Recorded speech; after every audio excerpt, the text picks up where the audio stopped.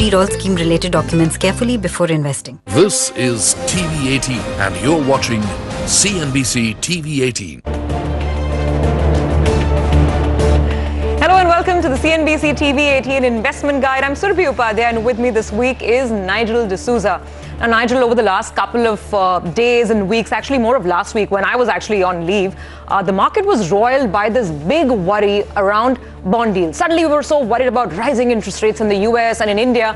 And we saw that play out, which is why we thought, let's take this theme up on Investment Guide and try and figure out if this really is a matter of concern for the market. Well, Surabhi, you said it. The last week or so, I tell you what, the bulls will be so happy to see the spike in bond yields. I'll tell you why. Because that's what provided the perfect opportunity for them to enter. But there's so much of debate out there. In a rising yield environment between the, the early 2000 odd, that's when we saw the highest amount of growth, highest amount of earnings upgrade as well. So plenty to discuss in the next half hour odd. So let's get with it. Here's the CNBC TV18 Investment Guide.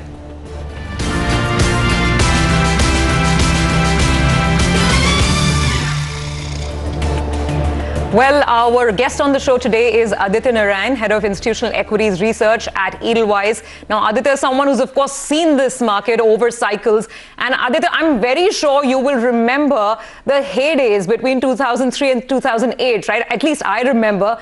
And at that point in time, rates would go up and, we would talk about overheating. Bond yields were higher. The bull market didn't care. But before we get to our first question, Aditya, let's actually illustrate the point by just looking at the simple picture. So if you're looking at the charts really and look at what the benchmark yield, the global benchmark yield, the US 10-year has done, then this is the last 1 year. It was absolutely steady because remember the Fed has been promising that it's not going to move on rates. It'll be very accommodative in its policy stance. But then what happened here? The Fed is still saying the same thing, but the market started getting very worried about inflation because there's a fiscal stimulus coming through as well.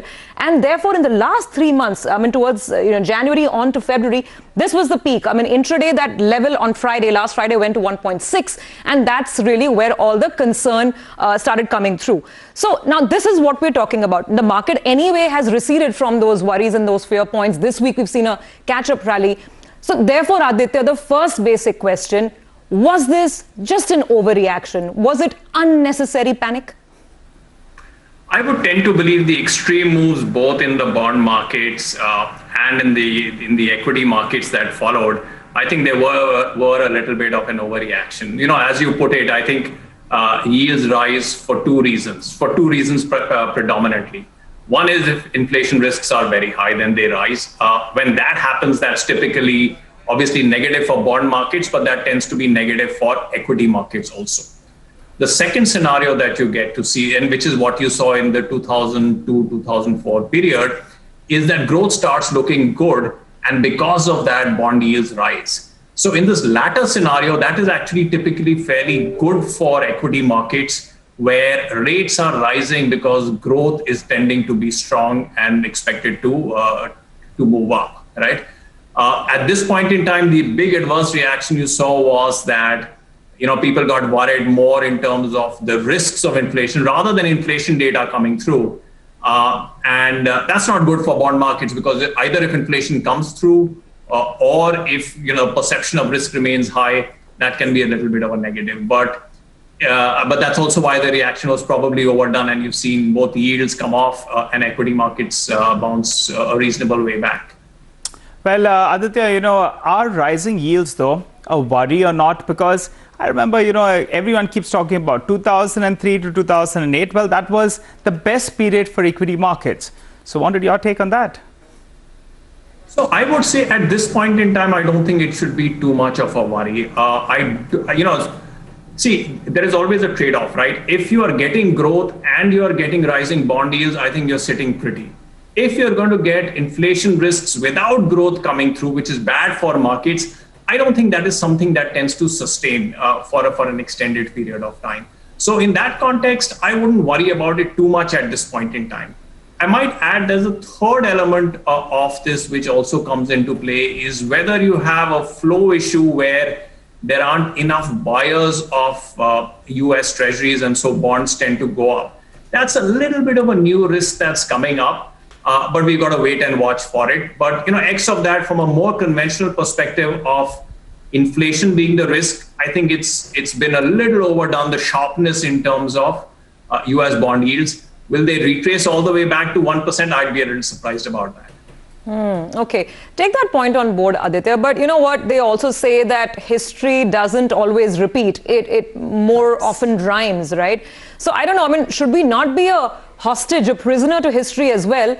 Just because in 2003 bond yields went up and interest rates went up, equity markets went up, is that too simplistic a view to have that we'll assume the same thing happens again? No, I think you're absolutely right. I think one has to be very, very watchful, right? But whether the extreme move was necessitated or not is because there wasn't enough data point on the other points on the other side to suggest that was the case. But I think every cycle it's not a question of repeating itself or rhyming, with it or not. The reality is every cycle tends to be a little different. Every cycle, quite honestly, is dynamic, so things can change along the way. So I think that's something you really need to keep an eye on.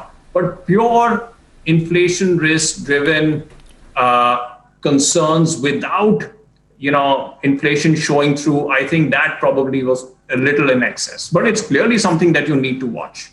In fact, to be fair, I think one of the big negatives for equity markets is if you actually see inflation go up and growth go down or not come through. That's like before the growth cycle has started. If you've got inflation-driven yields going up, that can be actually bad for markets. All right, Aditya, earlier you said that at current levels, the yields are not a big worry. So at what level then do you believe that the yield becomes a bit of a worry? So I think again, as far as markets are concerned, they tend to react predominantly to direction. So I think this 1.3, 1.4% that you're probably likely to settle down at, that is fine. I think if you start seeing it trending up, because now the base has been reset higher, I think 1.7, 1.8 is where it starts becoming a worry. If it reaches something like 2%, without the growth acceleration that people are hoping for, I think that's when it starts becoming a major worry. Okay, got that point. Now, Aditya, also, I'm going to ask like a dumb question, right? Because you keep hearing a lot of fancy phrases in market talk every now and then. And nowadays, one always talks about the quote-unquote reflation trade. Then there is the economic recovery trade. So tell us, are both similar, different, and which is the right trade to play, basically? No, I think jargon will never stop. It keeps evolving like the markets and thinking on markets. So I don't think there are hard terms or hard definitions for each of these. But if I were to fundamentally split them, then the economic growth trade is simply that growth is looking good. You're going to have an extended period of economic expansion and therefore earnings. And that tends to be a longer term trade. It does not play through immediately. It's as you get more and more comfortable with the growth, as you see more of it, you start paying up more and more for it. So that's one part. The reflation trade typically is a shorter term phenomenon, and I'd break it into two. One where you have undervaluation that catches up, which happens very quickly, or if the rate cycle changes or rate levels tend to change, then there is a bump up in terms of valuations. So the big difference is that one is based on the underlying economy and tends to be more extended. The other, which is the reflation trade, is more a valuation phenomenon, more a monetary phenomenon, and tends to happen much quicker.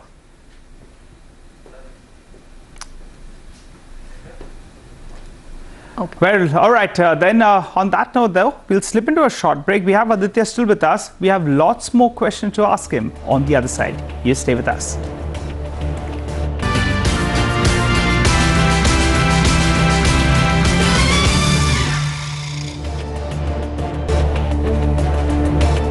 Welcome back. You're tuned into Investment Guide, and we have been discussing the rise in bond yields and what's the potential impact on various sectors. Aditya Narain, the head of institutional equities research at Edelweiss Securities, is still in conversation with us. Well, Aditya, let's get a little sector specific. Given the fact that yields are going to rise a little bit, maybe inflation picks up a little bit, the big performers of the last 5 to around 7 years have been those cash-rich FMCG companies. Is it time to look beyond them? Maybe, in fact, look into some of those cyclicals. Your take on that? Yeah, so I think, again, since a lot of this is focused on bond yields, right? If bond yields are rising purely because of an inflation phenomenon, or as I said, a supply of treasury issue, then that might remain a relatively safe place to stay. But I don't think that is the case. And so to that extent, you should actually look at businesses or sectors that are a little bit more geared to growth and with the underlying belief that some of the rate hikes that you're seeing or the bond yields that have gone up are reflecting a better growth environment. So in many senses, we would tend to believe that it's better to be on the growth trade, deal with slightly higher bond market yields. That doesn't necessarily translate into higher lending rates for India, but just go that space where actually you pay a premium for growth because you start seeing it come through, right? Again, these things can change, but as I said, if it's only an inflation-led worry, that can be a challenge for the growth trade, as it were. If it is a little bit more balanced between a little bit of inflation and a certain amount of growth uptake, and I think in that balance, I would still go for the growth sectors of the financials and the industrials. Okay, got that rationale, Aditya. So let's expand on that point. So I mean, if you were to help us construct the right portfolio as per your analysis at the moment, what all would go in it? Key overweights. Since you're looking to play for growth, how are you looking at doing that? Metals, cement, banks. How do you go about it? So the way we are seeing it is that our primary picks, which are driven by this theme, are really the financials, the industrials, and real estate, right? So these form the bulk of sectors that we think moving up, that we think are reflective of growth, and that we think can deal with a slight increase as far as rates are concerned. The rest of our portfolio really revolves around the IT space, which has very little to do with the rates, other than the fact that it should fundamentally reflect a good overall global economic environment, right? Their dynamics are different. This sector will be less sensitive to rates, but will be sensitive to growth in the global economy. The one space that traditionally falls into this would be the commodity space, which has done very well in spite of rates being a little higher. We've cut that to a neutral because we think individual stocks have moved up a lot, but fundamentally they are also very leveraged to the growth trade, as it were. And they are also, as I said, able to withstand a certain amount of interest rate increase as long as it is premised on growth rather than inflation or bond supply considerations. Okay, yeah, I know commodities. I mean, we have our own, metal king right here, and Nigel's been telling us just that, right? I mean, all your metal companies are raising prices like anything. All the auto guys, everybody else is complaining, and even in China, I mean, the price rise is just not stopping, right? Surbi, every month, from maybe November onwards, we said this price hike is done. Then we had December. Then suddenly in January, everyone said we got it right. Prices, see, they've started correcting. But come February, there's been a price increase, and come March, I hear that maybe in the next couple of weeks there could be another price increase. So that's telling you the kind of cycle we are in terms of metal stocks. But Aditya, let's talk about Aditya, you're making a point. Yeah, if the price hikes for metals are anything to go by, right? Presuming there's no big supply disruption as far as the metal space is concerned, then it is telling you that you have a very robust demand cycle out there. Yeah. Right? I would moderate it a little bit, and that's why we moderated our view on the commodity stocks also, simply because I don't think you're getting a corresponding uptick in broader growth which would support this. So what you'll probably get is commodity prices settling off or easing off a little bit, and the rest of the economic momentum going up. But there needs to be a balance between the two. If you were to go only by commodity price hikes, then one could argue that this is looking like a really strong growth-led environment, which means these interest rates are very, very palatable as far as the equity market is concerned. Yeah, but let's face it, it's not just commodities that are going up. There's also crypto, right? So there's a fair amount of this low yield, low dollar play to it as well. So perhaps, Aditya's absolutely right, I guess. It's not just pure demand. I'm sure there's a lot of that easy money that's fueling this big rally. Absolutely, Aditya. But let's talk about the markets on the whole then. Do you expect 2021 to be a fairly volatile year? Volatility is likely to pick up even from here? I think volatility in this new age is not going to go away, right? With flows being so dramatic, with guys like you picking on small trends so aggressively, with retail investors all over the place, right? And a lot of commentators out there. So I think volatility is fundamentally here to stay in many senses. It's just that, it's like a well-oiled machine. It's very easy to move stuff, very cheap, and everyone has a view and the ability to do something on the back of it. So I don't think volatility will tend to go away. Whether markets move up substantially or down substantially with volatility, I don't think that will be the case. I think you will have volatility, but around a mean which is not going to be very different from where you are at this point in time.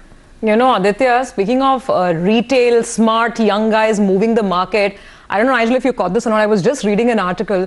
Now in the US, there's going to be an ETF. What's going to be the criteria of companies that come into the ETF? Social media sentiment. Whoa. Which are the stocks which are buzzing on social media? You put them in an ETF and then you rally money around it. So we are in, absolutely uncharted territory. After GameStop and everything else that's happened, some really crazy stuff that's happening out there. Which is why I'm going to ask you this question now. Aditya, what is the biggest risk? We can't be in an environment where there's no risk, right? So what should the bulls on the street bear in mind? So I think inflation quite clearly is one, and we talked about commodity prices moving up the way they are. If they're not supported by demand, then you have a little bit of a challenge, right? Yeah. So I think that is a predominant risk that people have just got excited by seeing a sliver of demand come out, and they've extrapolated it a long, long way. And as I mentioned earlier, the last place you want to be in the equity market is when rates are going up and growth is going down or not coming through as expected. So I think that will remain a risk, and that's why the market's been so sensitive to this. I think the other remains policy because, again, what the US does or what Europe does or what China does, all those things flow through very, very quickly. And this is a dynamic world. There is a debate out there. In fact, it's interesting, one of the risks there is, if you looked at the the GFC, right? When there was a lot of pump priming and low interest rates, I would say 80% of economists on the street at that point in time were warning about inflation, right? This time, the pump priming has been even greater. Money has been even easier. And I'd just say about 20% of people are talking about inflation or warning about inflation simply because of what's happened over the last 8 or 10 years. So I think that can be a risk that policy plays through and the market is too much on one side in terms of what to expect, given their experience as far as the GFC is concerned. And I think the third bit, which is very, very important, which is very important for India, but I think globally also is, the world has narrowed, I think, a little in terms of demand because the lower end of every economy has suffered from wages, either not moving or going down or, people losing jobs. And in this first flush of demand and this first flush of getting back into the economic cycle, this pain is not seen. And I would look out for that over the next 6 to 12 months to see whether that pain actually starts translating into aggregate numbers. So far, it's not come through. From an India market perspective, my own view was that Diwali will flush out all the pent-up demand, and you really got to watch for this, this demand risk which sits at the bottom of the economy. That has not played through as yet, but I would not dismiss it. And I think this is true for India as it is for the rest of the world. So just to recap, inflation risks, policy risk and its transmission across markets, and the demand risk, given that the economy has tended to narrow quite a bit. Yeah, I guess that's really important points Aditya is making, right? Yeah. Complacency, the biggest risk, I guess, is complacency, one-sided views, and then the market springs a surprise and you're caught off guard. Yeah, I think in cricketing parlance, you're saying just come out there, you need to bat a few overs and you're going to be knocking in a few runs. I think that's the bit of a problem today. And every now and then you said, hey, the pitch is bad today, it's going to be a little bit better tomorrow. And that's precisely what's playing out. But Aditya, we're talking about cyclicals, and clearly the point you made is very valid, that the party for the metal stocks, well, it needs to be backed with some demand. Otherwise, it's just going to be, that money is being printed, prices are going up, and if it's not demand-led, there's going to be a bit of an issue. What about cement? The domestic theme, there's so much of talk, and we've had a good February. I was just checking some data. That's looking quite good, actually. Your take on it from you, and price increases have not really come about. Yes, let me just add my question to that. Since you're positive on real estate, how do you sort of marry the two? And are you convinced that whatever real estate demand we're seeing is not just pent-up work-from-home demand, that this is, a sector turning, a giant sector turning? So I would say specifically to answer your real estate question to start with, I think the sector has turned, right? Now, whether it will continue to see this accelerated demand, I don't know, but I think it has kind of bottomed out. Whether it's turned enough to see price rises, I don't think so. But I think as long as you start getting volumes, I think that's the healthiest thing that you want for an economy, which is real estate starts moving, there is transaction activity, there is money that moves, and people have jobs to actually build and construct. So I think in many ways, this is the right place to be from a real estate perspective, where you're seeing volume, but you're not seeing price. Otherwise, then these inflation risks and ability to purchase risks start coming through. So that's a sector we generally like, with, as I said, the presumption or the belief that it is turning, but it is turning without price increases. To your point on cement, we're a little bit more cautious at a portfolio level. We've got it a slight underweight. Again, I think there are two elements as far as cement is concerned. One is, there is a gap between what you're seeing the largest companies which we track and we invest in, right, and what the aggregate demand is, right? Aggregate demand is still actually negative, even as the leading companies are doing very well. So, it's not such a bull run because it's more an allocation issue rather than absolute demand, right? The second thing is, I think these stocks have done well. I think you had very, very strong earnings that have come through.